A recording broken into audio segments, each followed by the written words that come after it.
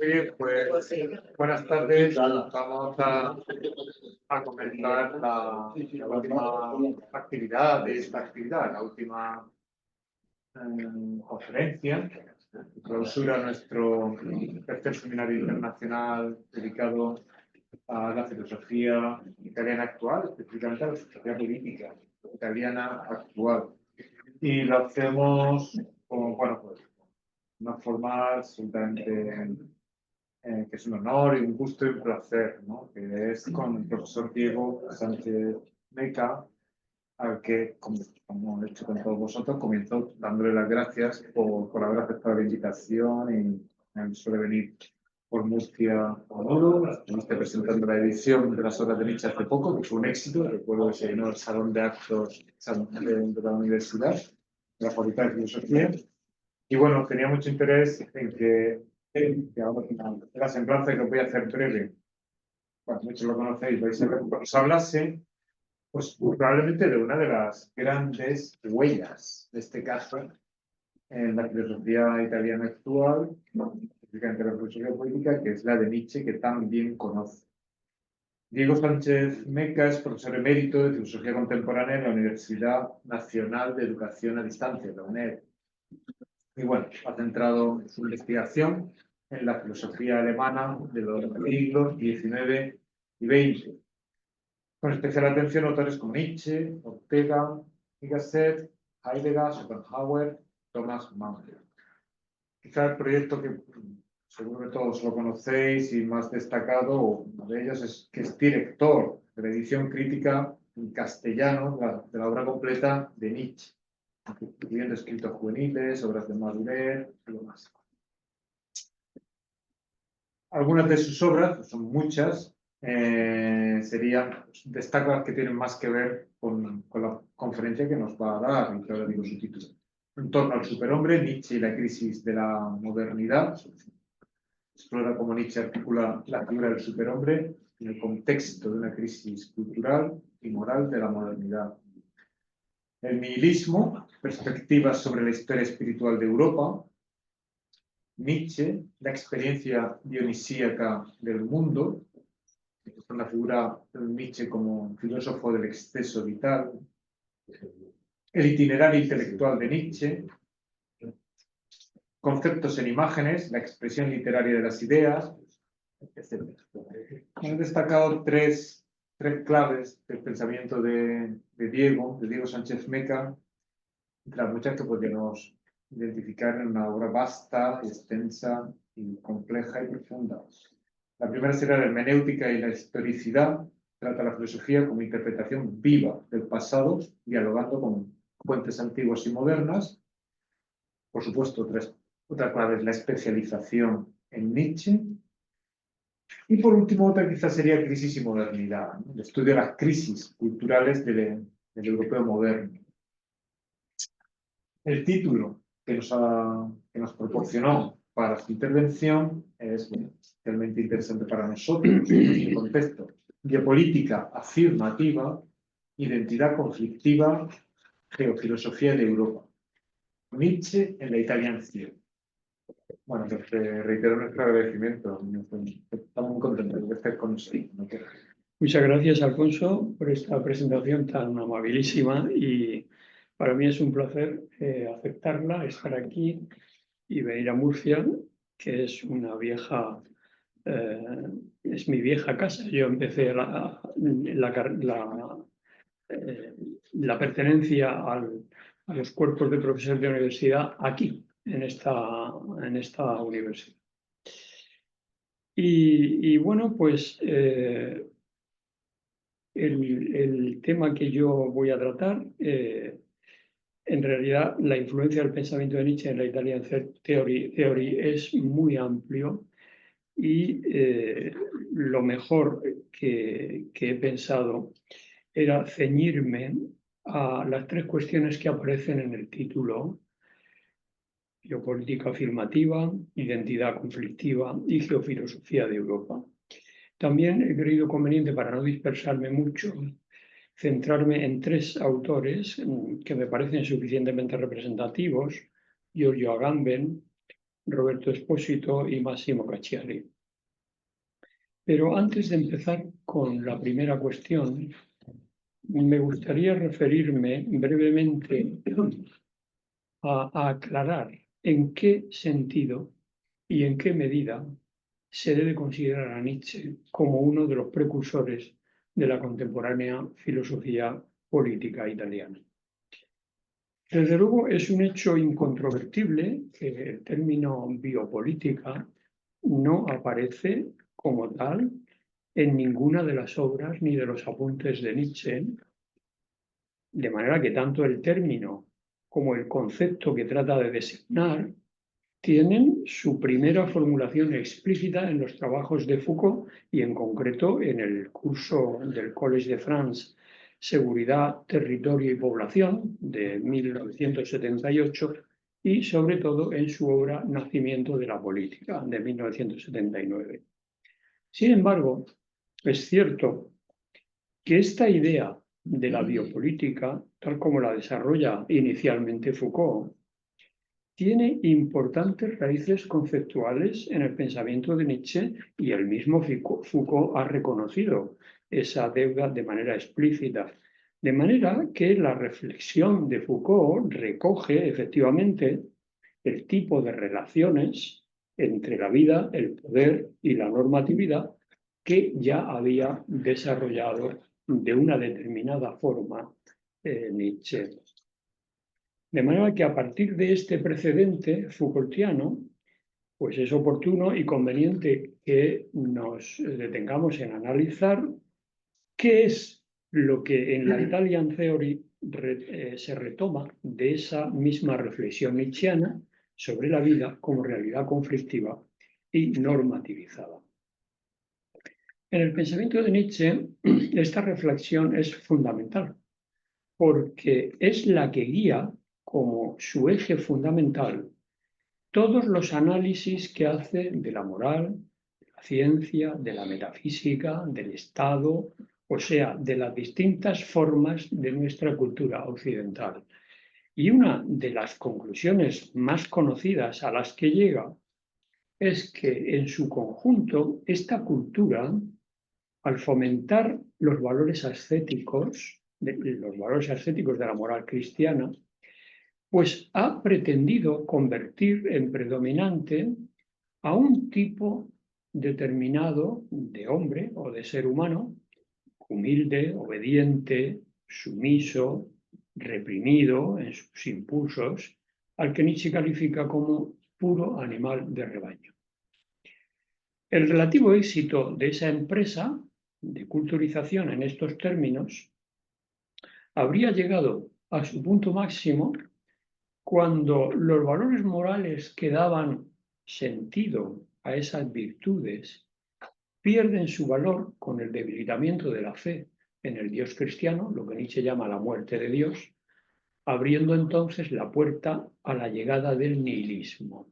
Nihilismo sería entonces sinónimo de un irrebasable estado de gregarización, de decadencia y de anulación vital. Pues bien, después de Foucault, autores como Agamben, Espósito o Cacciari van a incorporar aspectos de ese planteamiento filosófico de Nietzsche que podríamos condensar en estas 4 tesis muy brevemente a las que me quiero referir ahora. La primera enseñanza que adoptan estos autores es la de la genealogía como método filosófico.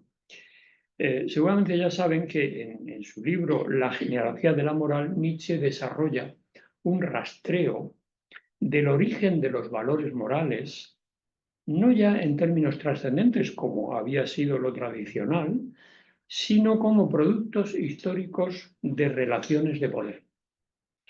De manera que lo que propone ese libro de Nietzsche es, ante todo y sobre todo, una nueva metodología crítica, capaz de poner de manifiesto que la moral, la política o el derecho, tal como se han desarrollado en Occidente, tienen un alcance fisiológico, o sea, biopolítico, debido a su instrumentalización sobre los individuos con fines de control social. Esta es la idea que ya adopta, por ejemplo, Agamben desde su temprana obra Homo Sacer, cuyo objetivo es investigar las condiciones históricas que han hecho posible que la vida pueda ser capturada por el poder soberano. Y del mismo modo que Nietzsche trató de mostrar con su método que el valor moral del bien tiene un origen violento y reactivo, Agamben sigue esa pista para mostrar cómo la noción moderna de vida política se construye sobre la exclusión fundamental del Homo sacer, como voy a comentar dentro de un momento. Una segunda tesis nietzschiana, que tiene también influencia en las filosofías de Agamben, Espósito y Cacciari, es su concepción de la vida y del cuerpo vivo. Sin embargo, aquí sí que es preciso distinguir con cuidado en qué términos se produce exactamente esa influencia. Como es sabido, Nietzsche dice que la esencia de la vida es ser voluntad de poder o voluntad de potencia. Con esto no está aludiendo, sin embargo, tanto a una voluntad individual de dominar, cuanto a toda la dinámica inmanente a la vida misma. Es decir, toda la dinámica de la vida, en su totalidad, es voluntad de poder. Ahora después voy a explicar esto. Lo primero que se quiere decir con esto es que cualquier forma de vida no está impulsada. Este es un tema importante para la cuestión que vamos a ver después. Cualquier forma de vida no está impulsada y dirigida nunca primariamente por el instinto de conservación, como habían afirmado Spinoza, Schopenhauer o Darwin, sino por el querer siempre crecer en poder. Es decir, ser más, vivir con más fuerza y más intensidad, autosuperarse sin cesar, incluso si para ello ha de ponerse en riesgo la propia conservación. Esto lo hemos podido comprobar muchas veces, arriesgar la vida precisamente por un hecho heroico o por una causa noble o lo que sea. El ser humano no tiene el instinto de conservación como primera y último, como primer motor de su comportamiento, sino que tiene un afán de ser más, de más fuerza, de superar, de tender a algo superior. Esta es la primera cuestión que implica la tesis nietzschiana de la vida como voluntad de poder. Y lo segundo que esta tesis implica es que esa voluntad de más potencia se puede ejercer. Se puede ejercer bien de una forma activa. Activa significa que se aprecia lo positivo de la vida, se afirma la vida tal como es, incluyendo las cosas malas que tiene, pero que compensan con las buenas, y se la quiere desarrollar al máximo y a esa modalidad de ejercicio de la vida como voluntad de poder la llama Nietzsche forma afirmativa de esa voluntad. Pero también se puede ejercer de una forma reactiva o reaccionaria, porque se condena la vida al verla como fuente de sufrimiento, de injusticia y de mal, y entonces es el miedo y el impulso de defenderse el que quiere más fuerza contra la vida, y a esa la llama Nietzsche la forma negativa o reactiva de la voluntad de poder. Por tanto, que se quede claro, querer más fuerza y poder para actuar, para crecer y para y para afianzarse, para ser más fuerte, esa es la forma afirmativa, o querer más fuerza y poder para defenderse y conservarse por el miedo, el rencor y el rechazo que lo malo de la vida tiene. Esa es la forma reactiva. En el primer caso se quiere desarrollar la vida y en el segundo caso se la quiere anular y reprimir porque se la teme y se la rechaza. Me interesa, por tanto, que no se olvide esta unidad de la definición que da Nietzsche. Las dos formas de la voluntad de poder son la misma dinámica de la vida y están ambas en cada persona y en cada momento de cada sociedad, aunque en proporciones de predominio diferentes.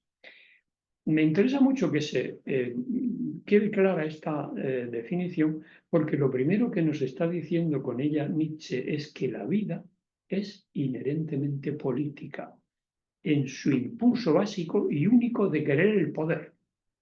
La vida es inherentemente política. Y ahora veremos qué sale de ahí, ¿no? En el caso afirmativo, como querer crecer, crear y avanzar. Y en el caso negativo, para protegerse de las fuerzas destructivas de la vida. Y esto siempre va junto, aunque en proporciones distintas. Cuando Agamben y Expósito llaman biopolítica negativa a la acción represiva del poder soberano en Occidente, y especialmente en la modernidad, habría que tener cuidado para evitar con ello emitir un veredicto condenatorio sumarísimo contra toda nuestra cultura política occidental.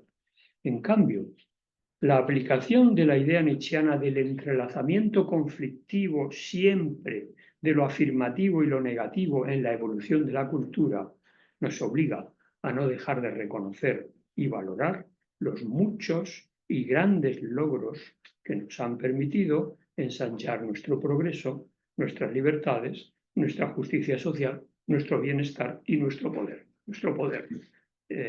social y como ciudadanos.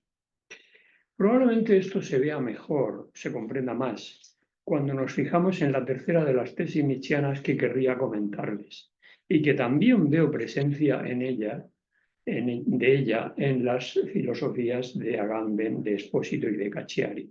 Es la tesis del cuerpo vivo y su relación con lo impolítico. No hay duda de que Nietzsche fue uno de los primeros filósofos en devolver al cuerpo su centralidad, su protagonismo como el lugar de la inscripción de los valores, o sea, el cuerpo como aquello donde los valores son grabados mediante el dolor para que la memoria recuerde el castigo y la moral. Por lo tanto, Nietzsche ya identificaba el cuerpo como la base última y más propia de lo que entendemos por biopolítica. Agamben recoge ese discurso en sus análisis de cómo el cuerpo, o para decirlo en la propia terminología de Agamben, el bios, la vida biológica, se convierte en el lugar central de la política moderna y señala como objetivo central de la biopolítica en cuanto a teoría el intento de explicar cómo la vida misma se convierte en objeto del poder, para lo cual sigue, como ya he dicho antes, la metodología de la genealogía nietzscheana. Pues bien, es en ese sentido en el que Agamben incorpora parcialmente, solo parcialmente, las teorías de Nietzsche sobre las formas en que la cultura occidental, en sus distintas esferas, ha llevado a cabo la empresa de definir y de fijar lo que debe ser considerada la vida humana, lo que debe ser entendida la naturaleza humana, el tipo humano, como vida culturizada. Él hace una definición de eso y recoge parcialmente algunas enseñanzas de Nietzsche.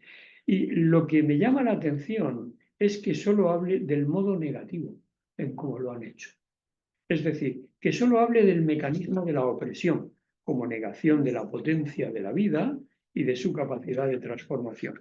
Nietzsche reconoce que ese mecanismo de la negación, en efecto, ha actuado de manera importante y explica cuáles son los motivos de por qué lo hace, y para eso dedica nada menos que toda la tercera parte de la genealogía de la moral, que es un análisis de los ideales ascéticos que niegan la vida. Pero en el caso de Nietzsche, la unidad de sentido de la vida como voluntad de poder, que he empezado tratando, la salva, como acabo de decir antes, de abocar a una concepción negativa del poder, sin más. Es decir, le libra de tener que condenar en general las formas de poder político que ha generado nuestra cultura europea, así como sus instrumentos administrativos y legales. Nietzsche está muy lejos de tomar ese camino.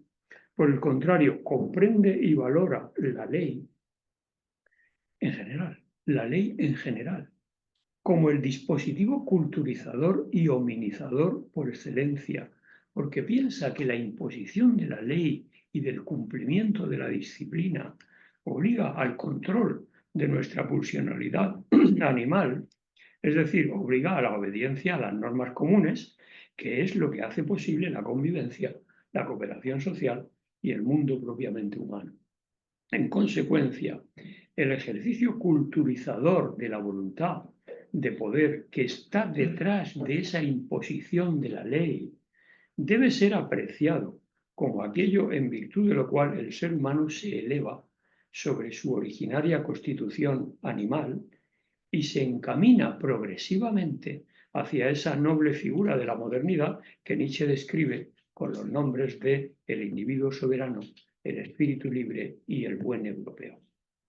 No puedo detenerme en explicar esto más, pero si alguno tiene curiosidad, puede ver el desarrollo de ello en este libro que he publicado hace unos meses, Cultura Europea y Estilos de Vida.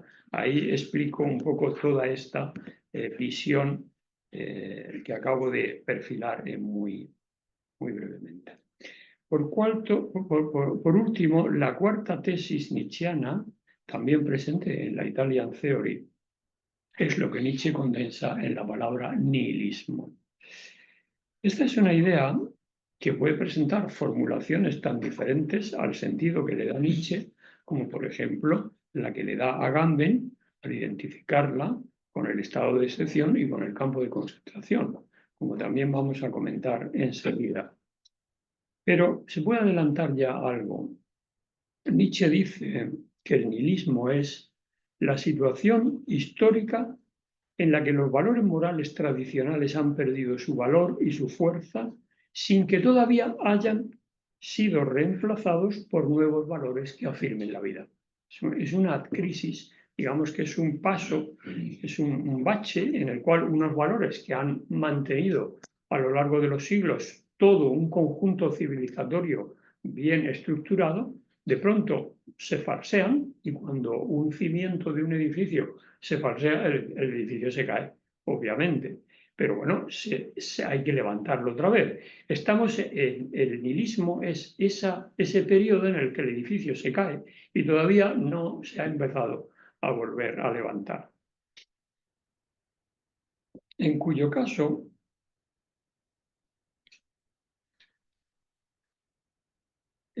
cuando Agamben define la condición de la política moderna como estado de excepción permanente, a lo que se produce concreta cuando el Estado moderno vacía de contenido las categorías políticas y jurídicas tradicionales, como la de ciudadanía o la de ley, y las mantiene solo como formas vacías, porque de ese modo deja ciertamente a la vida sin valores sustanciales, o sea, sin contenido, y la puede gobernar mediante el poder que suspende la ley. Esa es, me parece a mí, la explicación. Por todo eso, lo que Agamben identifica como nihilismo es la situación en la que la política moderna reduce a los individuos a, como él dice, a la mera existencia biológica, a la nula vida, despojándolos de derechos y de formas de vida significativas. Y lo que queda entonces sería esa vida que, al ser sometida a estructuras de poder opresivas, pierde su capacidad de afirmarse plenamente y se reduce a nuda vita. Esta es una frase directa. Pierde su capacidad de afirmarse plenamente y se reduce a nuda vita. Pues bien, yo creo que ese planteamiento tiene un encaje muy difícil en la filosofía de Nietzsche y en su concepción del nihilismo. Porque para Nietzsche ningún tipo de estructura de poder opresiva puede hacer perder a la vida de los individuos el hecho de ser voluntad de poder y por tanto voluntad de autoafirmación, tanto en su versión activa como en su versión defensiva. Lo vemos mejor cuando examinamos la noción de lo impolítico tal como la expone Agamben, y que claramente tiene el sentido de quererse presentar como una respuesta a la crítica nietzscheana de los valores. Es decir, mientras Nietzsche llama como respuesta al nihilismo a una transvaloración, a un cambio de valores, a crear nuevos valores, a levantar el edificio de nuevo, o sea, anima a presentar batalla. Agamben sugiere una forma irreal de vida en la que ésta dejara de estar atrapada en la lógica soberana de la inclusión-exclusión, de lo legal-ilegal, y se situara más allá de estas categorías. A mí esto me parece una cosa fantástica, pura ilusión. Lo veo como un concepto incluso contrafáctico, en el sentido de que esa vida por venir no se definiría entonces ni por su función ni por su forma jurídica, sino, como dice Agamben, por su capacidad de ser vivida libremente sin ser reducida a mero objeto de gestión estatal. Desde la filosofía de Nietzsche, una vida libremente vivida no sería la que por arte de magia y así porque tiene que suceder queda libre y deja de ser oprimida, sino la que lucha, resiste y trata de vencer sin descanso la opresión que trata de imponérsele. Se me podría argumentar a esto que también Nietzsche proyecta la idea del superhombre como esa imagen de un hombre finalmente liberado de los viejos valores alienantes y nihilistas de la moral. Pero yo contestaría en ese caso que el contenido que da Nietzsche a la idea del superhombre no es otro que el de la superación misma, a la que solo se puede tender mediante la lucha y mediante la confrontación incesante. En definitiva, lo que Nietzsche propone para superar el nihilismo, lo que encierra la expresión trasvaloración de todos los valores, se puede traducir en esto, puesto que los valores permanentes o prevalentes impuestos por la cultura occidental durante siglos han sido valores de esclavos, o sea, valores que fomentan la obediencia, la pasividad, la sumisión. Hagamos ahora con nuestra resistencia y nuestra transvaloración y nuestra lucha que se generalicen los valores de los señores, es decir, los valores de la actividad, de la creatividad, de la libertad y del esfuerzo por la transformación que persigue la conquista de metas individuales y sociales en todos los sentidos. Bien, pues hasta aquí la primera cuestión que quería abordar, en qué medida y hasta qué punto la filosofía de Nietzsche influye e incide en la Italian Theory, y ahora voy a empezar a abordar la primera de las cuestiones de las tres que aparecen en el título de mi conferencia, o sea, la de la biopolítica afirmativa.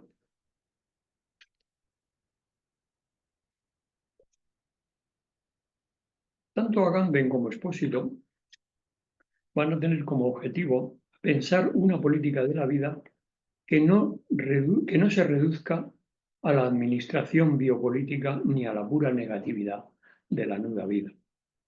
De modo que va a ser en ese marco en el que el concepto de biopolítica afirmativa se va a convertir en un horizonte clave común para Agamben y para Expósito, si bien lo van a abordar de maneras distintas y van a llegar a conclusiones también muy distintas. En concreto, estos dos autores van a partir de lo que ellos llaman la biopolítica negativa de la modernidad, definida como conjunto de estrategias que se presentan para gestionar y para proteger la vida, pero que sin embargo en realidad la terminan sometiendo a un poder que la excluye, que la suspende y que la aniquila. Es la misma ambigüedad que ya estaba presente en el centro de la tesis Foucaultiana que aparece en Historia de la Sexualidad 1, según la cual el biopoder moderno se ejerce haciendo vivir y dejando morir. Para entender esto con claridad puede resultar útil atender a lo que había observado Nietzsche al discutir la idea de que la vida pueda ser conservada mediante la eliminación del conflicto. La vida no puede ser conservada mediante la eliminación del conflicto, sencillamente porque la vida es inherentemente conflictiva, en la medida en que, en cuanto a voluntad de poder, su forma esencial, como he dicho antes, no es otra que la lucha. Es decir, vida y política están siempre unidas en la forma de una inacabable lucha, por lo que cualquier forma de organización que pretenda proteger y conservar la vida a través de la forma o de la ley, pues va a terminar antes o después por hacer aflorar esa lucha. Expósito y Agamben comprenden entonces la política de Occidente y en particular la política moderna como una economía de la vida, en el sentido de que con el pretexto de conservar nuestras vidas, éstas van a ser continuamente presionadas para estar sometidas a la administración e incluso a la excepción y a la exclusión. Quien ejerce esa presión es el poder que regula comportamientos, que define normas de vida normalizadas y estandarizadoras y que de ese modo produce sujetos capaces de vivir en sociedad. De modo que los acontecimientos propios de la vida humana quedan incluidos no solo en el ámbito del poder, sino también en el ámbito del saber, porque el saber no está separado del poder, sino que el conocimiento está fuertemente implicado en esta tarea de normalización y de sometimiento. Pues bien, todo esto es lo que subyace a la afirmación de Agamben de que esta biopolítica negativa es el paradigma político de Occidente. Y Agamben considera que se trata de un paradigma que está muy lejos de ser el de la polidemocrática y se acerca más bien al del campo de concentración, donde el sujeto es reducido a pura vida biológica sin derechos. Esto lo dice así en Homo Sacer. El campo es el espacio que se abre cuando el estado de excepción comienza a convertirse en regla. De mi modo de ver, no se puede generalizar de esta manera. Agamben identifica la presión culturizadora, normalizadora de las instituciones y del poder político como reducción de la vida a nuda vita del campo de concentración, lo cual es verdaderamente fuerte y bastante incoherente. Incluso considera que el campo no habría sido una excepción en la historia política de Occidente, sino su presupuesto oculto, ya que toda forma de ciudadanía moderna contendría la posibilidad de ser revocada, suspendida y despojada en sus derechos. Esto no es cierto. En los regímenes democráticos no existe la facultad del poder de revocar todos los derechos y reducir a la gente a la nuda vita. Hay derechos y hay distribución de poderes. El argumento de fuerza que aporta para defender esto es que el poder soberano se define, como decía Foucault, la capacidad que tiene de decidir sobre la vida y la muerte y sobre quién pertenece al orden político y quién puede ser eliminado sin cometer homicidio, que es lo que representa la vieja figura del Homo Sacer. En realidad esto es una radicalización extrema y no puedo compartir que los regímenes democráticos contemporáneos, con su división de poderes y sus controles constitucionales de los que se ha dotado, estén estructurados sobre esa lógica del campo de concentración. Probablemente pasan por crisis, hay que defenderlos, no todo sale maravillosamente, pero desde luego lo que no sucede es una situación que justifique esa generalización radical. Por tanto, no me puede extrañar que se haya acusado a Agamben de proponer una ontología política negativa sin salida en su diagnóstico de la nuda vita. Estaríamos ante un razonamiento que colapsa cualquier posibilidad de propuesta afirmativa. Y yo creo que a la vista de ello, pues es probable que Agamben tratara de suavizar un poco su radicalidad y es a lo que me refería ayer, citando el uso de los cuerpos, donde trata de ofrecer una salida algo más suave, centrada en ese concepto de la inoperosidad. Y dice, una vida inoperosa no es una vida sin obra, sino una vida que suspende toda asignación de función, de identidad y de destino. La verdad es que no sé cómo interpretar eso porque Jorge nos mostró un ejemplo de vida inoperosa, a mi modo de ver, que era la vida de José Bergamín. En realidad, creo que habría que fijarse por encontrarle un aspecto que justifica esa observación. Habría que fijarse en que la clave para entender ese giro estaría en el término de uso. Probablemente el uso, en este caso, que se utiliza en el uso de los cuerpos. Porque lo que ese término podría pretender designar es un modo distinto de habitar el cuerpo y el mundo, que Agamben concreta como un modo sin apropiación y por tanto sin función. O sea que usar un cuerpo no sería siempre poseerlo y explotarlo, sino que podría dar lugar a una relación de disponibilidad sin dominio. Bueno, eso parece algo menos radical y sería en esta línea en la que Agamben buscaría una forma de existencia política que desmonte el aparato soberano desde dentro.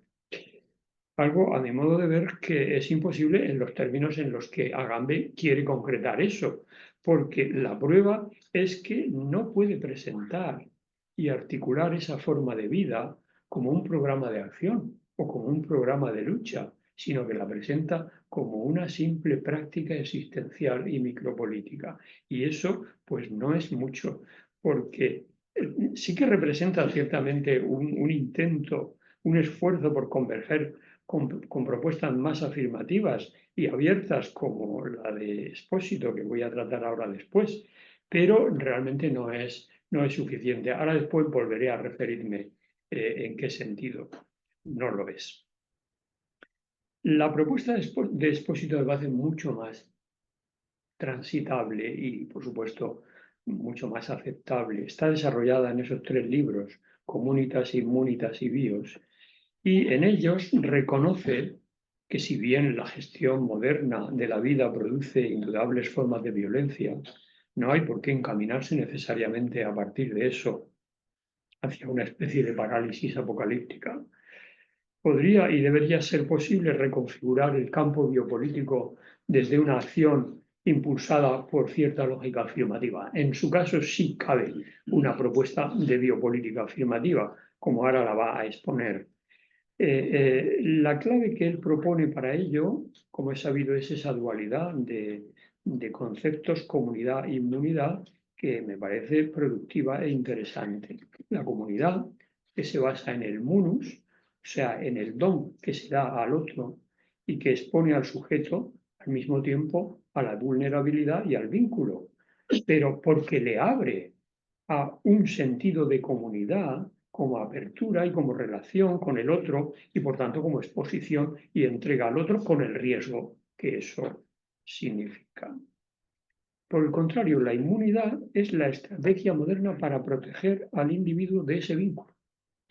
Dice Expósito literalmente, la inmunidad aboca a una comunidad negativa porque conserva la vida al precio de neutralizar su exposición. No se abre el individuo, permanece en su cerrazón y por tanto es imposible que evolucione y es imposible que se desarrolle con las resistencias que es necesario ir venciendo.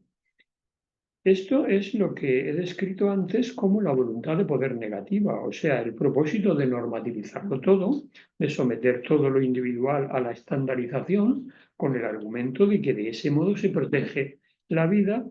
En realidad, eso es pura negación debida al miedo y una resistencia a la vida como voluntad de poder y mediante la negación a abrirse a lo diferente y a lo distinto. Por eso, cuando Expósito utiliza su concepto de inmunidad para analizar cómo las sociedades modernas buscan protegerse de amenazas externas a costa de excluir o eliminar al otro, curiosamente lo hace reproduciendo un argumento nietzscheano que Nietzsche vuelve a retomar muchas veces para defender distintas tesis suyas, y es el argumento de que la verdadera salud incluye la enfermedad.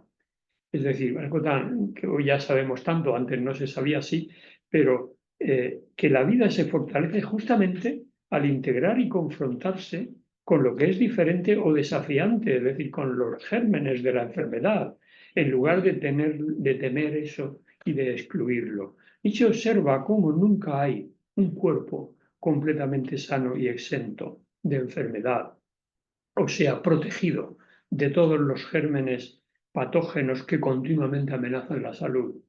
Al contrario, estar acosado continuamente por muchos gérmenes patógenos y amenazas es lo que fortalece al cuerpo y lo mantiene sano. De modo que la salud siempre está integrada con la enfermedad, bajo la forma de una lucha inacabable que tiene lugar dentro del mismo cuerpo. Pues bien, aplicando esto al cuerpo social, solo un organismo que no perdiera su relación con lo extraño, con lo diverso, con lo amenazador, podría tener en sí la fuerza innovadora que le hace falta para mantenerse estable en su conservación. Con estos argumentos se puede ver entonces la falacia de la biopolítica negativa, que consistiría en buscar, mediante el proceso inmunitario, proteger la vida a costa de excluir todo germen de innovación y de crecimiento y de este modo inhibir su potencia. Expósito alude explícitamente como ejemplo de esto al reproche que Nietzsche dirigió a los ideales ascéticos de haber propagado la negación de la vida como negación inmunitaria. Queda claro, por tanto, que ese dispositivo inmunitario es biopolítico porque opera en el registro de la vida, es decir, su objetivo es protegerla, pero lo hace, sin embargo, mediante una tanatopolítica en la que la preservación de una vida considerada pura justificaría la eliminación de otras muchas vidas consideradas impuras. Expósito deduce de esto que el problema no es entonces la biopolítica en sí, sino su forma inmunitaria y defensiva. Por lo que frente al diagnóstico de una biopolítica degenerada que termina funcionando toda ella como tanatopolítica, tendríamos que explorar formas posibles de inversión o de subversión de esa clase de dispositivo biopolítico en busca de una forma practicable de biopolítica afirmativa. Y a esto es a lo que Expósito dedica su libro Bios, en el que distingue dos orientaciones de la biopolítica, una negativa, que sería la que se centra en la gestión excluyente de la vida, y otra afirmativa, que sería la que no protege ya la vida mediante la clausura inmunitaria, sino que la abre sin miedo a sus potencialidades de creatividad, progreso y crecimiento mediante la inclusión de lo que es diferente y de lo que puede parecer amenazador. La biopolítica afirmativa sería, por tanto, la que ni niega la vida, ni renuncia a ella, sino que al contrario la afirma, intentando liberarla de las formas inmunitarias que la bloquean, que la sumen en el nihilismo para que se despliegue positivamente. Expósito cita en relación con esta dualidad autores como Spinoza, Deleuze o Nietzsche, en los que encuentra elementos para articular una política de la potencia vital, una ontología afirmativa de la vida. En ella la vida no es una sustancia pasiva a proteger, sino que es una fuerza expansiva, creativa, en constante transformación, como hemos visto que lo señala el concepto nietzscheano de voluntad de poder. Hay otro avance más que lo ofrece Expósito en su libro Tercera Persona, en el que propone incluso una gramática política distinta. O sea, en lugar del yo soberano o del nosotros excluyente, sugiere pensar la política en tercera persona, que quiere decir una impersonalidad compartida. Lo dice así: una política impersonal no es una política sin sujetos, sino una política del entre, del espacio común en el que las vidas se tocan sin clausura. Así que, en definitiva, la biopolítica afirmativa sería la que se ejerce desde el propósito de devolver a la vida su carácter común, su carácter relacional, interpersonal, sin convertirla en objeto de protección ni de sacrificio. Lo cual aparece como algo posible cuando, en lugar de centrarse únicamente en la soberanía y en el estado de excepción, valoramos el juego que ofrece esa pareja conceptual de comunidad y de conceptos. Es como mejor se nos aparece la biopolítica afirmativa, como aquella que hace hincapié en la integración de la diferencia, en la aceptación del conflicto y en la superación constante como fundamentos para una comunidad verdaderamente vital y dinámica. En resumen, Expósito invita a repensar la política en sentido afirmativo, es decir, desde una lógica no identitaria y no funcional, y coincide con Agamben en que no hay afirmación sin desactivación del dispositivo, pero difiere de él en el sentido y el alcance político de esta operación. Agamben entiende la afirmación como una desactivación micropolítica y silenciosa de las formas de poder, porque no cede en su desconfianza de toda forma institucional, por lo que su propuesta es suspender el funcionamiento del aparato sin sustituirlo, una cosa bastante pasiva. Expósito lo que hace es entender la biopolítica afirmativa de una forma mucho más transitable y mucho más constructiva, en el sentido de que la entiende como una apertura estructural a la alteridad, por lo cual insiste en la necesidad de que haya instituciones no inmunitarias que den forma al conflicto. Las instituciones tienen que trabajar justo. No hay que huir de la institución porque es una institución. La institución puede servir también para dar forma a este conflicto sin sofocarlo. Lo que plantea entonces es una redefinición de la institución como articulación de lo común, sin clausura identitaria. Y a esto está dedicado su excelente y precioso libro Institución, donde dice: instituir no significa cerrar el proceso, al contrario de lo que decía Agamben, sino darle un cauce sin sofocar su potencia, sin sofocar su potencia. Lo que plantea entonces es una redefinición de la institución, de las instituciones, como articulación de lo común sin clausura identitaria. Lo dice así en este libro. Instituir no significa cerrar el proceso, sino darle un cauce, es lo que he leído ahora. Bueno, y nos falta hablar un poquito de Cacciari para terminar este epígrafe, que es el más largo. Luego los otros van a ser bastante más breves. ¿Cuál es la posición de Cacciari en relación a esta temática de la biopolítica afirmativa? Yo creo que Cacciari, al no ser ni tan radical como Agamben, ni tan moderado como Expósito, es el que más se pliega a la influencia de Nietzsche. Lo vamos a ver.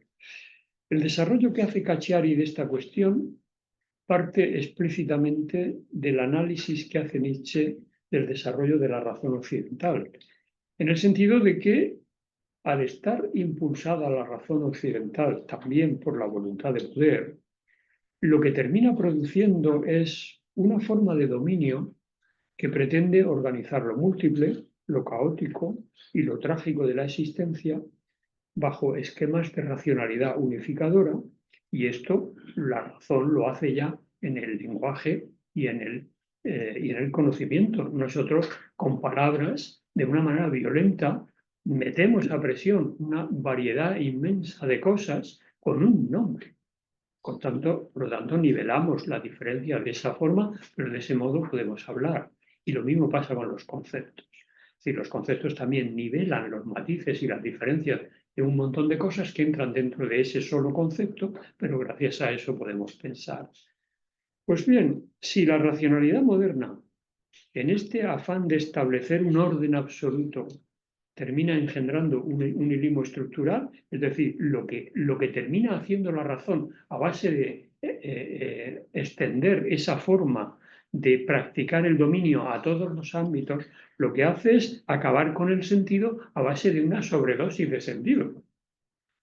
Pues la salida de esta situación para Cacciari estaría en en luchar para superar ese nihilismo, afrontándolo como reapropiación activa del caos, de la pluralidad del sentido, de lo trágico y de lo dionisíaco. Y en ese sentido, no me da tiempo de explicarlo mucho más, pero en ese sentido es el más fiel a la propuesta final que hace Nietzsche.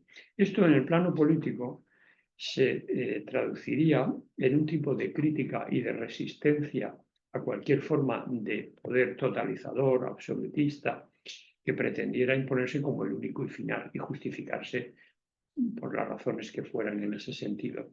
Esto abocaría a una idea muy interesante de libertad, que consistiría, la libertad, en aprender a asumir e integrar el caos, como condición del pensar y del actuar. El pensar y el hablar y el actuar tiene que cambiarse cuando se haya llegado a tomar conciencia de la necesidad, primero, de una reapropiación para poder estar en condiciones de una transformación. Porque el caos y el desorden de la lucha, de eso nunca nos vamos a librar.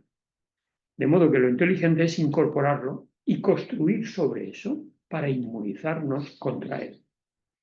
Por tanto, lo que propone Cacciari en último término es, como Nietzsche, asumir plenamente las consecuencias del nihilismo, abriéndonos a formas de habitarlo críticamente. Y a esto lo llama él, como lo hace Nietzsche, un pensamiento y una existencia trágicos. Bien, voy a tratar ahora la segunda cuestión, la de la identidad conflictiva, de manera mucho más breve después de todo lo que ya llevo dicho. Agamben y Espósito también llevan a cabo un análisis crítico de la identidad tradicionalmente entendida como esencia estable. Y creo que no digo nada nuevo si recuerdo la crítica de Nietzsche a la noción moderna de sujeto y de yo, con la que avanza de forma sustancial sobre lo que ya defendieron 2 siglos antes los empiristas ingleses. Lo cual no podía ser de otro modo porque su tesis básica de la vida como voluntad de poder situaba, como he aclarado antes, la diversidad y el conflicto en el corazón mismo de la identidad, tanto individual como colectiva.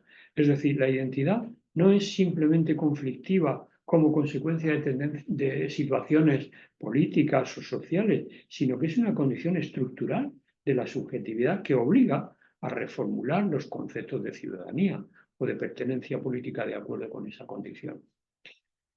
Agamben identifica desde sus supuestos esta conflictividad con la exclusión constitutiva del Homo sacer, en la medida en que la paradoja fundamental de la identidad estaría en que se forma precisamente mediante su exclusión y por tanto mediante la excepción y la exposición a la nuda vida. Si en la modernidad resulta que la identidad política se basa en el poder del soberano para decidir quién pertenece a la comunidad y quién se queda fuera, es inevitable que los sujetos modernos sean a la vez incluidos y excluidos, por lo que es lo mismo, que se constituyan como ciudadanos en virtud de la posibilidad de ser desposeídos de sus derechos y quedar reducidos a una vida limitada a su mera facticidad biológica. De modo que el conflicto esencial de este tipo de vida reside en que no puede ser vivida humanamente. El ejemplo paradigmático vuelve a ser el campo de concentración en el que los sujetos despojados de todos sus derechos están expuestos a cualquier tipo de violencia indiscriminada. Esta sería la tensión constitutiva de la identidad moderna, la generaliza a ese nivel, que no es por ello para Agamben un conflicto contingente, sino, como he dicho, estructural, tal como nos lo expone en lo que queda de Auschwitz. Me parece que este nuevo ángulo de su radicalidad hace que la única vía de atisbo de apertura que yo había visto en la vida inoperosa como resistencia, pues quede como demasiado abstracta. Probablemente esa podría ser una posibilidad, pero hay que desarrollarla y hay que avanzar más. ¿Por qué demasiado abstracta?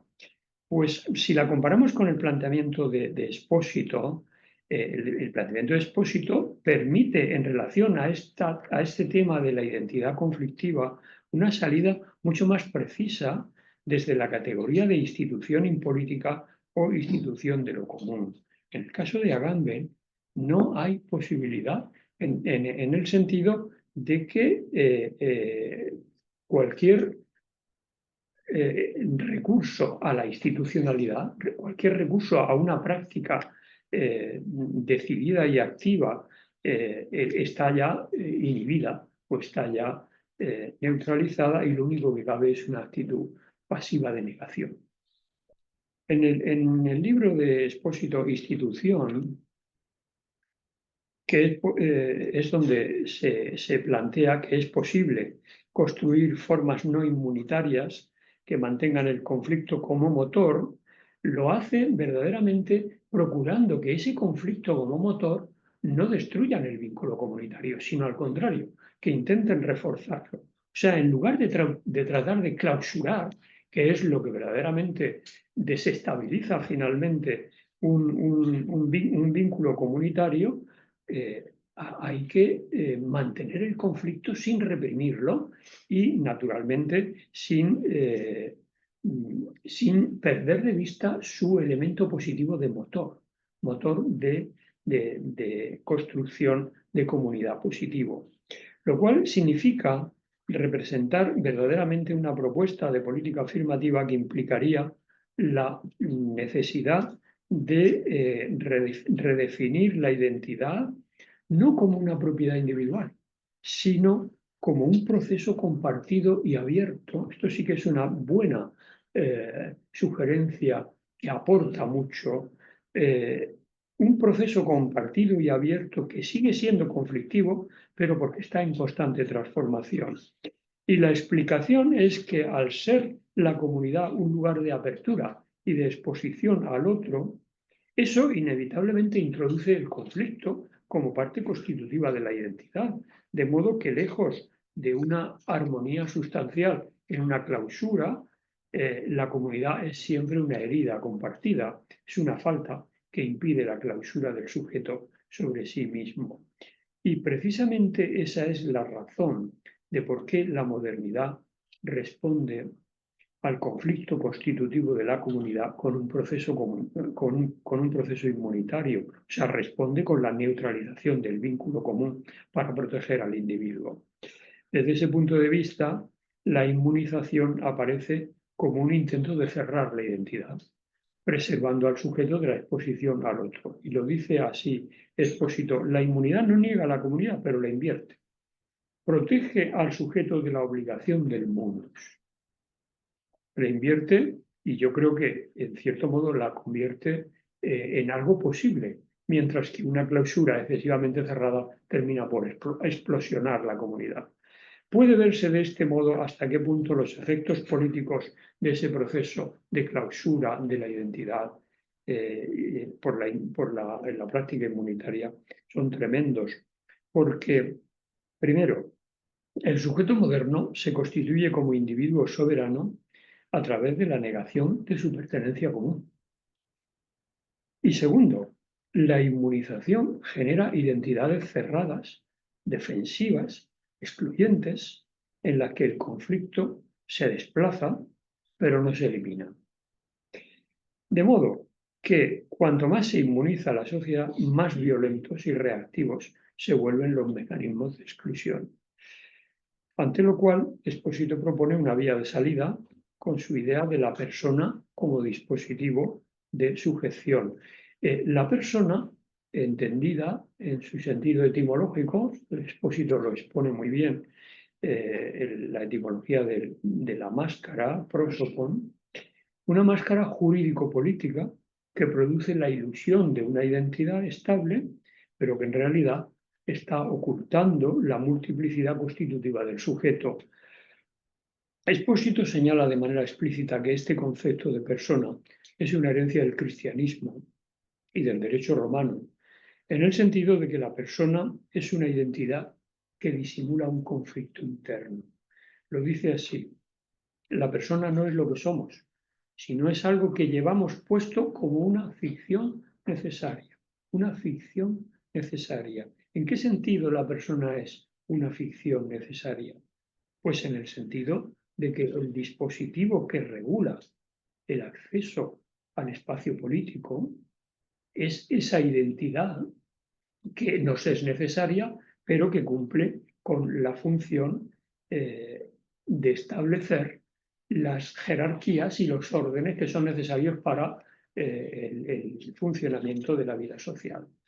O sea, la jerarquía que refleja la estructura de poder que sostiene la identidad sobre una base conflictiva, en la medida en que el otro, la diferencia está en si el otro es excluido o es es excluido porque es lo que permite al sujeto afirmarse como tal, o es lo integrado que permite que el conflicto se convierta en un motor de mayor convivencia y de mayor progreso social.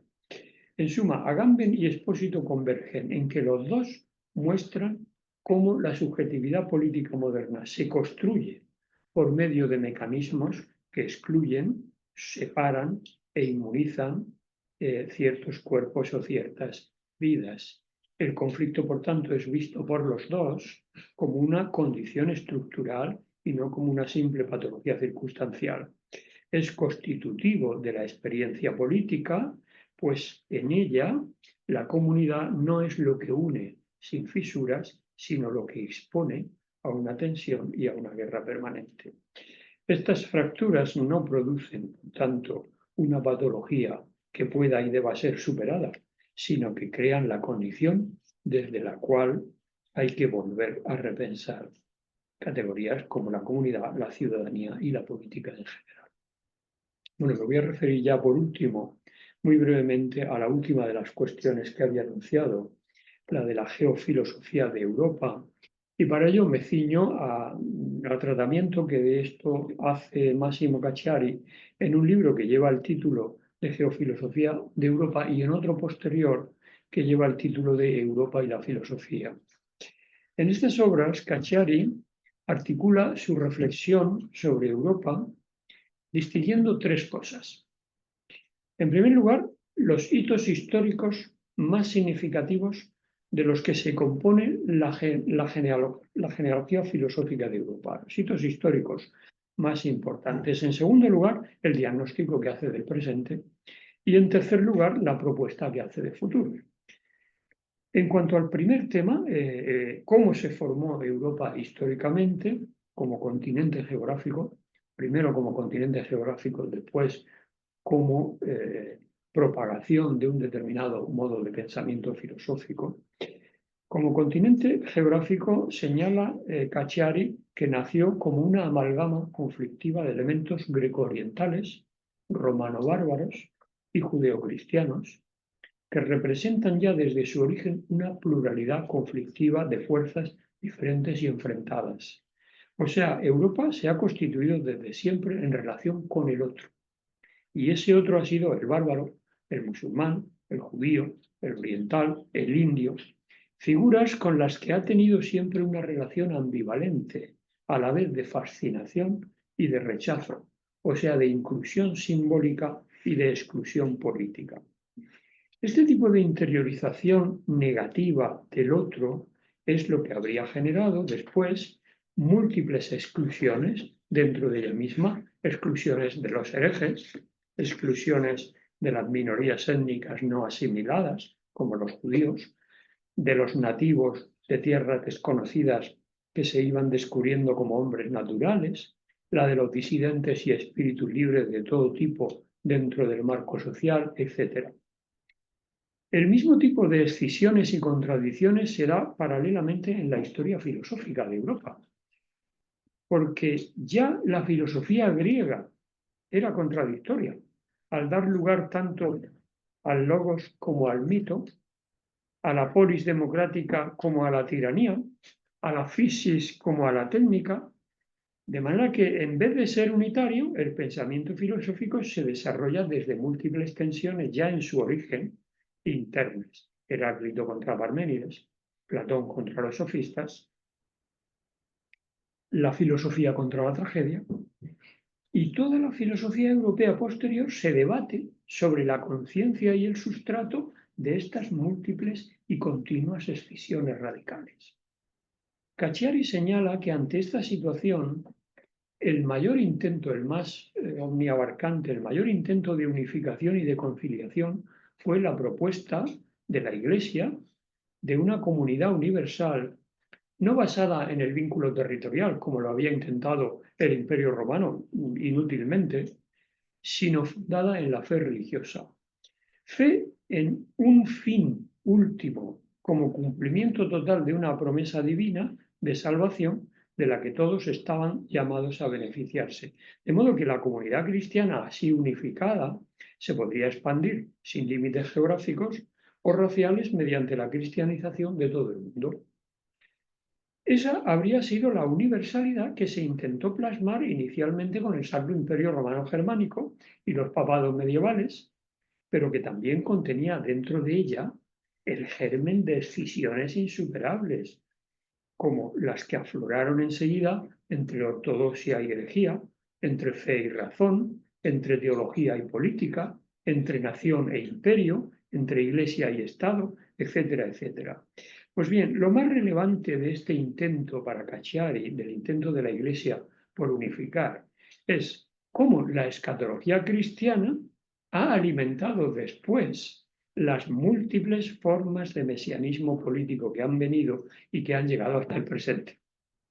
La escatología cristiana no solo iba a adoptar la forma del milenarismo medieval, sino que ha impregnado también todas las ideologías políticas modernas de salvación, más o menos vigentes todavía hoy, como son el marxismo, el fascismo, el liberalismo, el comunitarismo, todas vienen de ahí. Por lo cual, lo más propio de todos estos movimientos es estar impulsados por una esperanza de redención política que acabará eliminando todos los conflictos. La instauración de un reino de Dios en la tierra adopta entonces los rostros del fin de la lucha de clases o del verdadero orden jerárquico natural mediante la dominación de una raza superior, o de la riqueza y la prosperidad económica para todos, o la de la plena realización de la justicia social y democrática, etc. Apoyándose en esta geofilosofía del pasado, es como Cacciari va a hacer un diagnóstico del presente en el cual trata de mostrar de qué manera el pensamiento político moderno está todavía atravesado, poseído por esa herencia escatológica, incluso en sus formas laicas y más secularizadas, y cuáles son las consecuencias y los efectos y los inconvenientes de eso. Porque las ideologías políticas modernas no serían más que formas secularizadas de esa esperanza cristiana que prometen una redención del mundo mediante la política, una redención del mundo mediante la política. Y eso incluso a pesar de que sabemos de sobra cómo ese mesianismo político, por supuesto sin sus referencias trascendentes o con ellas, dio lugar en la práctica a los peores totalitarismos y crímenes contra la humanidad. ¿Cómo hay que superar eso? ¿Cuál es la prospección de futuro que hace Cacciari? La digo telegramáticamente porque ya me he pasado del tiempo. Pues se supera asumiendo que la política no tiene que pretender salvar. Así, claro, la política no tiene que pretender salvar, ¿eh? Y que hay que sustituir la política de la redención con una política de la contención y del límite.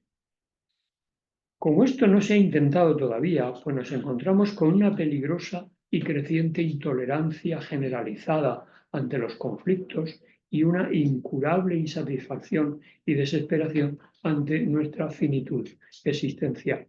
Pienso que podría ser este el punto, con esto ya termino, en el que Cacciari conecta mejor con los planteamientos de Nietzsche. No hay que pretender como ideal político suprimir el conflicto, sino valorarlo y aprender a convivir con él y fortalecerse con él y progresar con él.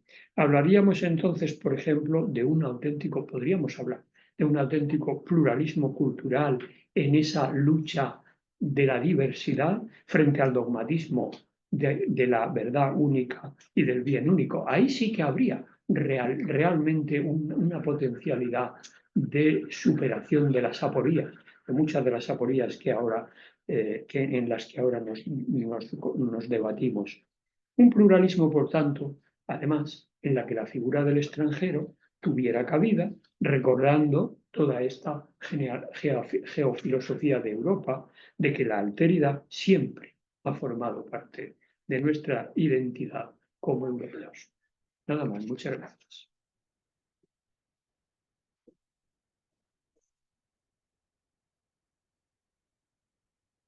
Gracias, Diego. magistral conferencia. Bueno, tenemos minutos. Empieza el profesor Prior. Ángel. Gracias, Diego, por su última conferencia. Ayer hablaste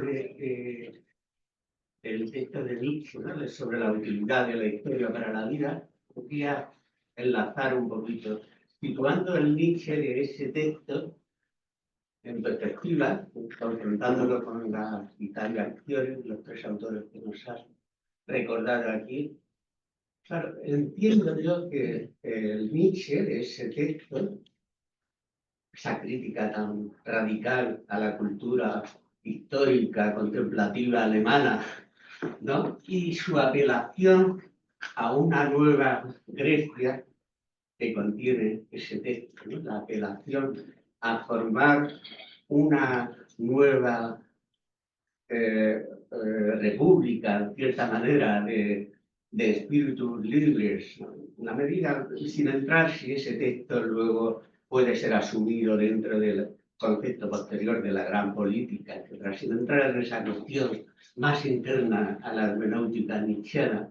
Pero el planteamiento de Nietzsche es que claro, Europa, si sigue como está, si se sitúa en esa presunta objetividad, el positivismo, todo lo que impera, lo que él advierte en la cultura filológica e histórica, historiográfica alemana, esa cultura nos lleva a una cultura de eunucos, nos lleva a la decadencia, nos lleva a sucumbir, ¿no? Lo que luego serán las formas del nihilismo pasivo. Y... Claro, situándonos en esa perspectiva, aquello que puede llevar a la decadencia de Europa, quizá las posturas de Agamben, sobre todo, Expósito, en buena parte de su recorrido, se me ocurre que en el fondo caerían bajo ese diagnóstico, no digo bajo esa crítica, en el fondo, porque son posiciones como muy teóricas, muy construcciones teóricas, muy sublimes y muy bien construidas, en cierta manera, pero que en el fondo, con todo ese tema de, por ejemplo, cómo asumen el conflicto, el Expósito, por ejemplo, sobre la violencia, como algo constitutivo, desde luego, y estructural, pero en el fondo no deja de haber una especie de añoranza de la superación del conflicto dentro de ellos. O sea, el conflicto es constitutivo, pero al mismo tiempo son cuerpos teóricos que es difícil no valorarlos, no apreciarlos, sin un elemento de superación del conflicto. No sé si incluso Cassiani tiene también algunos elementos de eso, y quizá coincido contigo que es el que estaría más próximo a una cierta lectura más ortodoxa de Nietzsche. Pero desde el espíritu de Nietzsche, lo que Europa necesita es una cultura que luego estaría basada en esa voluntad de poder, y que no puede ser una cultura meramente teórica, meramente contemplativa, meramente de aquí, que en el fondo renunciar al poder, incluso, no solo la voluntad de poder, sino la materialización del poder, como Grecia, por otro lado. El pueblo griego construyó su cultura, pero no era una mera cultura, era una cultura que construye la polis, que construye un poder económico, que construye... O sea, la cultura griega no es solo la cultura griega, es el pueblo griego, y es esa creación cultural que Nietzsche añora para la cultura europea. O sea,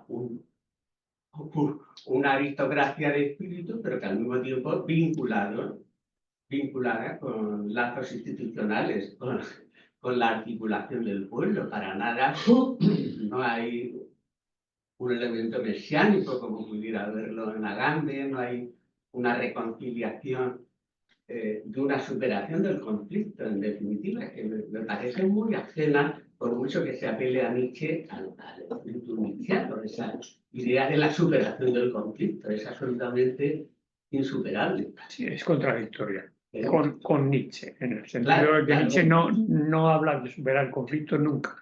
El conflicto no se supera, el conflicto se administra y se aprende de él y se fortalece uno con él y se encamina hacia un sentido u otro. Contesto a tu pregunta, que me parece magnífica, muy bien planteada y muy bien el punto de partida. El punto de partida, ciertamente, el texto de Nietzsche sobre la historia.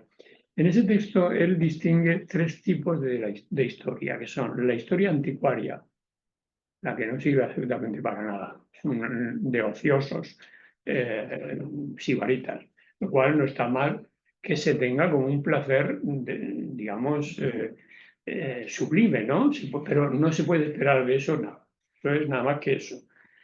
La historia monumental, que es todavía menos valiosa porque es la de la veneración y la de los grandes héroes, y eso está muy bien para hacer películas divertidas de grandes hechos históricos y demás, tampoco es importante. La historia crítica. La historia crítica sí, que es la tercera forma de hacer historia.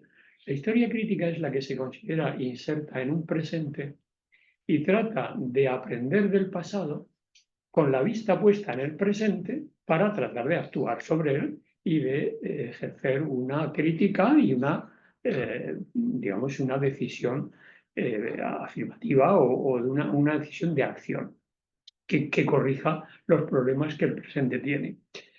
¿De qué forma entiende Nietzsche esta acción crítica? La primera forma, y yo lo he dicho muy precipitada al final, la primera forma es que hay que desprenderse de la visión escatológica de la política que implantó el cristianismo. Todo su análisis crítico del cristianismo y de cómo ha terminado colonizando lo que después de la muerte de Dios sigue planteándose como cultura europea, no ha desaparecido. Dios ha muerto, pero los que le han sustituido son peores que él. Lo dice Nietzsche así, ¿no? ¿En qué sentido? Por eso hace una genealogía de cómo se han constituido los valores cristianos, cómo se ha creado todo ese ambiente escatológico que ha debilitado a los individuos, les ha convertido en seres de esperanza. Nosotros lo único que tenemos que esperar es que venga la parusía y que todos caigamos en el lado bueno del juicio final, ¿no? Entonces, eso se ha mantenido vivo durante los siglos, ha producido finalmente esa situación del nihilismo que Nietzsche identifica en su tiempo como la frustración, digamos, la degeneración última de ese camino que lleva a Europa. Por tanto, ¿de qué forma nosotros podemos saltarnos eso? Pues volviendo a Grecia, en un sentido, no volviendo a Grecia en sentido reaccionario, sino aprendiendo algo que Grecia sí que nos puede enseñar. Ese algo es lo trágico. ¿Por qué lo trágico? Claro, no se entiende bien. Es verdad que Nietzsche se presta mucho a confusión, porque tampoco él se molesta demasiado en explicar y en aclarar. ¿Qué quiere decir el pensamiento trágico y la existencia trágica? Que suena para mucha gente de una manera incomprensible. ¿Qué es la tragedia? ¿Qué es la tragedia? La tragedia surge en el siglo VI a.C. En el siglo VI a.C. la filosofía está en mantillitas. El pensamiento filosófico y conceptual prácticamente está todavía con que si el ser es y el no ser no es, si etcétera. Está todavía dando los primeros pasitos. Por tanto, no se podía recurrir a la filosofía para resolver un problema tan importante como dar una respuesta a qué es la vida. ¿Y qué es la vida? ¿Qué es la existencia? De tal forma que de esa respuesta nosotros saquemos un programa, un modo de actuar, incluso para la política. Pues, ¿qué tienen ellos entonces para recurrir a dar una respuesta a esa pregunta? Tienen el mito, tienen el arte y tienen la religión, griegos. Entonces, la tragedia es algo que se construye cuando la comunidad griega se ve amenazada por la entrada de los cultos dionisíacos bárbaros que acababan con el orden político y producían esas orgías que terminaban matándose unos a otros, es decir, el desorden y la imposibilidad de la polis. Había que neutralizar ese concepto con una, digamos, con algún dispositivo que fuera eficaz. Porque esos cultos dionisíacos se producían ante la percepción del sinsentido de la vida. Es decir, la percepción de que realmente esta vida fomenta el pesimismo de aquel sátiro que decía, lo mejor habría sido no haber nacido, pero ya que hemos nacido, lo mejor es morirse pronto. Ante eso, que niega realmente la vida y la posibilidad de la vida, había que hacer algo. Y ese algo fue la tragedia. ¿Y por qué? ¿Qué es la tragedia? Miren, la tragedia es subir a un escenario todo lo peor de la vida. Los incestos, el parricidio, los asesinatos, el infanticidio. Es decir, todo lo peor que la vida tiene. Lo que más miedo y terror puede producir. Subirlo ahí. Pero subirlo ahí de una manera culturizada, lo que entonces era para ellos la cultura. La cultura era el arte, el mito y la religión. Se coge un mito que verdaderamente ya tiene un incesto, tiene todo ese tipo de barbaridades. Se lo embellece en un escenario con pinturas, con esculturas, con ropajes y sobre todo con música, con música. Y de ese conjunto de belleza mezclada con esa cosa terrible que son las grandes desgracias, se invita al pueblo a que cante. El coro. El coro es esa cosa irracional, esa cosa que no es conceptual porque todavía no hay conceptos ni hay teorías. Esa experiencia de lo que es la tragedia de decir, sí, existe lo malo de la vida, pero nosotros tenemos armas para enfrentarlo, tenemos la cultura. Tenemos la capacidad de crear dispositivos para enfrentarnos a eso. Y en cualquier caso, nosotros vemos que lo terrible de la vida es lo que es y tenemos que asumirlo y tenemos que aceptarlo y tenemos que apechugar con él. No nos podemos dejar amilanar por él. La cultura griega es tan creativa después, en filosofía, en tal, precisamente porque resolvió este problema desde el principio. Resolvió el problema desde el principio de integrar lo terrible, de integrar lo malo de la existencia en la cultura, en la cultura. Es verdad que esto a nosotros nos puede parecer, cuando descendemos a casos concretos, muy terrible, porque integrar lo trágico de la vida en la cultura implica que la cultura tiene que ser, en cierto modo, trágica también. Bien, no vamos a complicarnos más la vida, pero yo creo que esa enseñanza, que es la que Nietzsche expuso y nadie entendió, y en cualquier caso, si alguien entendió, nadie quiso ir por ahí, porque de ninguna manera eso va a sitios en los que hoy se espera la confortabilidad de la política, de que nos salve, de que nos resuelva todo, etcétera. Pues, pero bueno, yo creo que Cacciari vio que, trasladando, por supuesto, del primitivismo de los griegos a nuestro mundo, ahí hay un camino que con el pensamiento, con el trabajo crítico, con el trabajo constructivo, se puede explotar. Y está por explotar, está por hacer. No sé si he contestado. Sí, No sí. quiero extenderme mucho más porque no quiero, a lo mejor hay más preguntas, sí. ¿Alguien se anima? Entonces, alguien se anima, te digo yo, por poner en valor.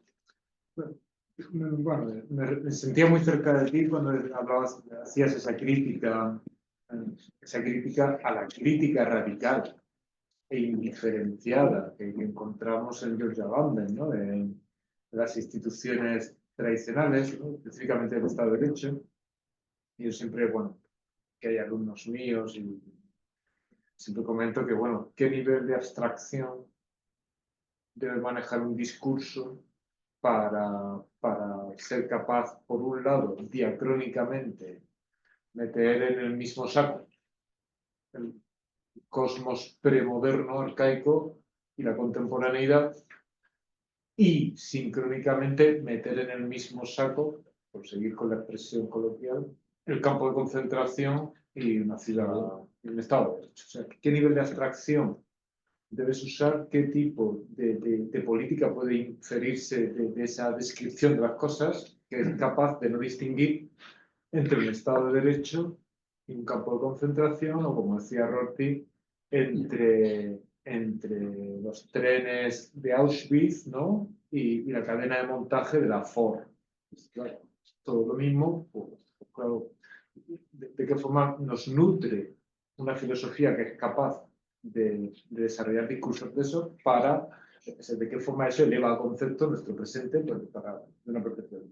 Lo quiero poner en valor porque eso, bueno, ustedes saben, a Roberto Espósito, a nuestro amigo, y al último, Roberto Espósito sobre todo, ¿no? Y tomando pie en esto que hablaba que ha descrito perfectamente, de la biopolítica afirmativa, ¿no? Y de la identidad conflictiva, ¿no? Y cómo él, bueno, pues sí, es complejo, pero intenta hacer esfuerzos para ver de qué manera podrían las instituciones hacer justicia, ¿no? Perdona, no sé si te acuerdas, hay un texto, yo ahora no sé si es política o negación o donde lo que dice Espósito es hay que recuperar la tradición de Maquiavelo, ¿no? Sí, Frente a sí. estos autores que tratan de aniquilar el conflicto, es que lo está explicando muy bien Diego, se trata de conservarlo y gestionarlo, porque el conflicto, las respuestas absolutas, y pone el ejemplo de Hobbes y de alguno más, eso lleva necesariamente a absolutismo. Entonces, de lo que se trata, y él tira con Maquiavelo para ver eso. Sí, el arcano de Roberto, pero que tampoco es tan arcano, porque es su primer libro es sobre Maquiavelo, y el arcano es Maquiavelo, pero bueno. Pero piensa en eso, en la política afirmativa y todos los esfuerzos conceptuales, claro, todos los esfuerzos conceptuales para ver de qué manera el derecho y las instituciones podrían dejarse afectar por la vida, ¿no? De qué manera un derecho y las instituciones a la altura de la plasticidad, la pluralidad, la movilidad, la inmanencia de la vida, pero a pesar de todo que sea derecho. Y bueno, quiero poner en valor la obra del amigo Daniel Jesús García, profesor titular de Filosofía del Derecho en Granada, que estuvo aquí en la primera jornada, que ayer por la tarde se conectó para ver a Donatella Di Cesare, porque él tiene precisamente su último libro, se me ha olvidado ahora el nombre, es eso, es un jurista y sobre todo ha trabajado el tema de cómo el derecho tiene que abrirse, en su caso concreto, a las realidades queer y a las múltiples formas de identidad sexual, de identidad de género, y cómo ahí habría, a su juicio, él conoce muy bien la obra de Espósito, había una forma de concretar ese reto conceptual tan difícil de unas instituciones y un derecho que no van por delante, sino que se dejan cuestionar, problematizar e intentan hacer justicia y estar a la altura de una vida que siempre tiene un resto, un exceso, que no se deja encerrar en el tipo penal, en el tipo... Pero bueno, por ponerlo en valor. Sí, bueno, vamos a ver. Yo creo, sin ser, por supuesto, especialista y tener ningún tipo de competencia en la obra de Agamben, que no he leído algunas cosas de él, no estoy de acuerdo en general con sus planteamientos, y desde mis posicionamientos y desde mis reflexiones, pues se me han ocurrido algunas ideas para explicarme esa especie de incompatibilidad, ¿no? Yo veo en Agamben la presencia y la influencia, probablemente esté equivocado, pero los que sepan más de él, pues lo podrán valorar.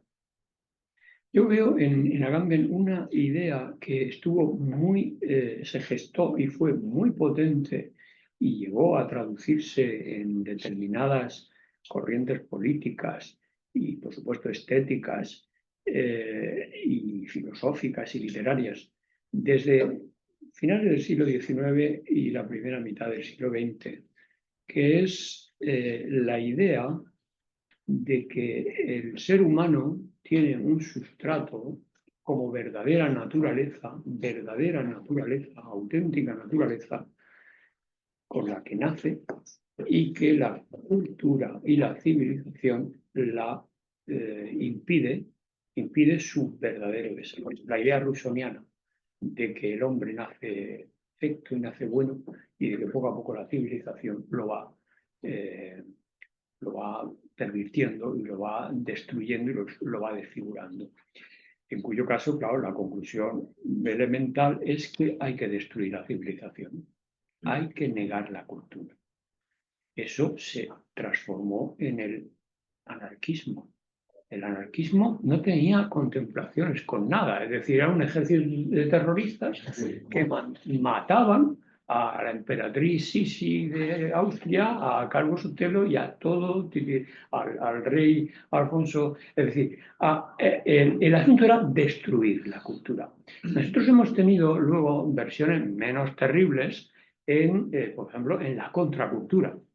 La contracultura, yo viví en el mundo hippie, no fui hippie, pero bueno, ese canto a la vida natural, al campo, a la naturaleza, el odio un poco a la técnica, a la civilización, todo eso lo viví yo en mis años jóvenes. Y bueno, hay movimientos artísticos, muchísimos, que están montados sobre esa idea. Es decir, el surrealismo clarísimamente. Hay que bajar abajo porque el surrealismo lo que dice es que lo real está debajo, y que por tanto lo de arriba hay que... Y bueno, ya no digamos el dadaísmo, y que son claramente programas de destrucción de la cultura en la versión artística. Es decir, el arte es destrucción del gozo burgués, del arte, etcétera, etcétera. Y por tanto hay que presentarle a la vista lo más espantoso que se pueda hacer, ¿no? Y tomarle el pelo. Es decir, engañarlo y decirle, tú no quieres una obra de arte que valga 2 millones de dólares, pues mira, aquí tienes. Y es una cosa en blanco con una cosita aquí en la esquina. Esto es el arte. Bueno, eso realmente probablemente está en Agamben. En Agamben, esta especie de que todo hay que criticarlo, de que todo, de que realmente lo único que cabe al final esta especie de actitud ácrata. Lo decíamos cuando yo era joven, se decían los ácratas. Los ácratas son los que de ninguna manera quieren ningún tipo de institución, ningún tipo de articulación del Estado, ningún tipo de ley, ningún tipo de nada, nada. Es decir, esta especie de volver a lo salvaje, volver a lo indeterminado, volver a esa especie de esa pasividad que él habla de la vida inoperosa. Y la vida inoperosa es la vida del pasota, la vida del que ni trabaja ni estudia. Es decir, y allí me las ven todas, ¿no? Y a exigir al político y a exigir a tal y a exigir cuando no, tratar de soltar discursos que confunden a la gente y que la marean, ¿no? Ya está, sencillamente pues porque... Bien, bueno, es una manera de dar testimonio de una posición que ha tenido su trayectoria, pero que hay que saber muy bien, hay que desmascarar lo que verdaderamente está detrás de esas posiciones. A mí Expósito no me parece eso. Expósito me parece un señor que quiere arreglar cosas y está trabajando muy bien. Desde luego los libros que tiene se leen con bastante agradecimiento porque iluminan muchos de los problemas que tenemos nosotros. Va a cosas concretas, ¿no? Y sin embargo hay otros pues, que hacen lo contrario, lo que hacen es producir confusión y equivocar a gente joven y meterla por sitios intransitables que se deberían de clausurar. Entonces, no sé si con esto contesto a tu pregunta, pero yo como contralector de Agamben no puedo, y eso que se habla de él como para darle el premio Tekei, el gran filósofo Agamben. Bueno, hay gente que no lo ha leído, claro, que no sabe nada de él. No tampoco quiero considerar que Agamben no tenga ningún valor. Por supuesto, Agamben es un hombre muy culto, un hombre que ha vivido mucho y un hombre que cuando se lee siempre hay cosas que se aprenden cuando se leen. Pero vamos al mensaje último. Este señor, ¿qué está diciendo? Este señor, ¿qué está proponiendo? ¿Desde dónde está hablando? Yo siempre ya, cada vez que cojo un libro, pregunto, ¿desde dónde habla? Claro, porque no hay escritura ni lectura que no tenga presupuestos. Y si tú quieres no perderte y no ser engañado, tienes que descubrir primero esos presupuestos. Tienes que descubrir primero ese trasfondo desde el cual se habla o se escribe, ¿no? que siempre los hay, incluso a veces aunque el escritor no sea totalmente consciente de ellos, pero está dentro de una tradición y habla de dentro de ese contexto de significado. Muy bien. Pues, con esta crítica concluimos. Hay un libro de un italiano también, que es Paolo Portinaro, que él sí es un gran experto en realismo político.